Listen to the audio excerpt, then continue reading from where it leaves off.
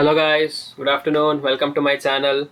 So today I have decided to start the computer basic classes. So many people were requesting me to start this session.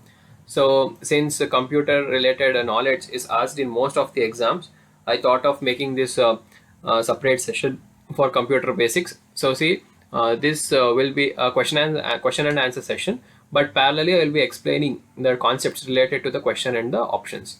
So this will be from scratch to advanced, nothing like you'll go to advanced level itself. So from scratch, because you can see the question papers of the exams where computer knowledge is asked. So from scratch, the things are asked. So mainly you need to concentrate on basics. So if you know the basics, you can easily crack those questions. So in this in the beginning we will discuss about the concepts, but later on in after some days, so we will start with the command controls also. So because the commands are also asked in most of the exams, so this will be a comprehensive coverage of all the topics for computer basics, which is required for most of the government exams. So you can see in FSSI assistant also it is asked, and in National Housing Bank exam for assistant manager it is also asked. So and also many other state government exams also need to be studied for computer basics. So today let us start this session. So I have you can see I have given the question and also provided the answer here. So before seeing that, you try to answer by yourself, and I also try to explain the answers here. So the first question is, the word computer has been derived from which of the following language? So answer is D. So you might get confused with Greek or Latin, but the answer is Latin. So please remember that. An electronic tool that allows information to be input, processed, and output is called as computer. So computer is the electronic tool that allows information to be input, processed, and output is called as computer. Because CPU is a input, CPU is a where you give input to the computer, and the motherboard is the internal part where the processing takes place. And the operating system is nothing like the Windows. So Windows is an operating system which operates all the commands given by the user. So the third question is, name the brain of the computer that does the calculation, moving, and processing of information. That is the CPU. So CPU is the main brain. So you can see in laptops and all, the CPU has been integrated inside itself. The technology has grown so much.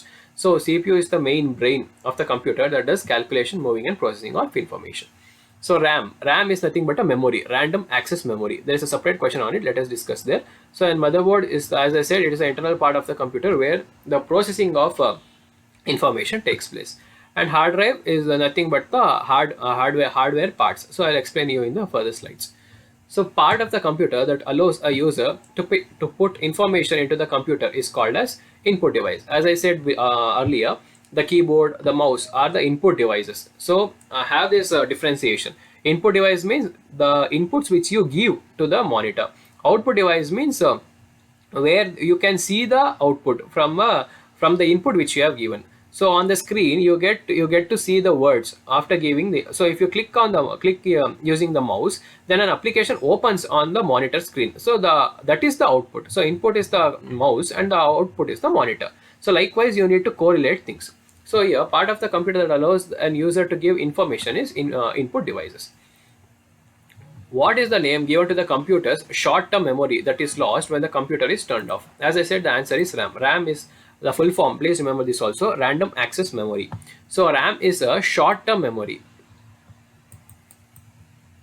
Short-term memory. So it will be lost if the computer is turned on immediately. Like if there are any power cuts without any presence of CPU, UPS, then there will be a memory loss. So RAM is a short-term memory, whereas ROM. So ROM is another type of memory. The full form is read-only memory. So it is the long-term memory. So it is not volatile in nature. So it will be present for for a lifelong time. So name the computer part that is connected to all other aspects of a computer and allows them to communicate and work together. So as I said, this is the motherboard. So as I said, that is an internal device that is connected to all other aspects of a computer and allows them to communicate and work together. So it mainly helps in coordination. So that is the key role here. The physical parts of a computer are termed as hardware, as I said before in one of the question. the physical part of a computer is termed as a hardware. So you can also see the other question, software. Software is nothing but the programming part. So where you do the programming and update it to your monitor. A small picture that represents a folder, program, and other things is also called as, so in computer language it is called as icon. So you can see the image can also be used here, but in the computer language the word used is icon. So please remember that, because these type of questions are also asked. You can see last year's FSSAI assistant paper, these type of questions are also asked. Therefore please remember, a small picture that represents a folder, program, or other things is known as an icon. Which of the following is correct which of the following is the correct order of the four major functions of a computer? So the correct order is input, process, output, storage. See, I'll explain you. So input, for example, mouse. So you click on something. So the input is taken. So after going, the input is processed. After the processing of information, then the output will appear on the monitor. So after output is appeared, then it is stored in the form of a memory. So this is the correct sequence.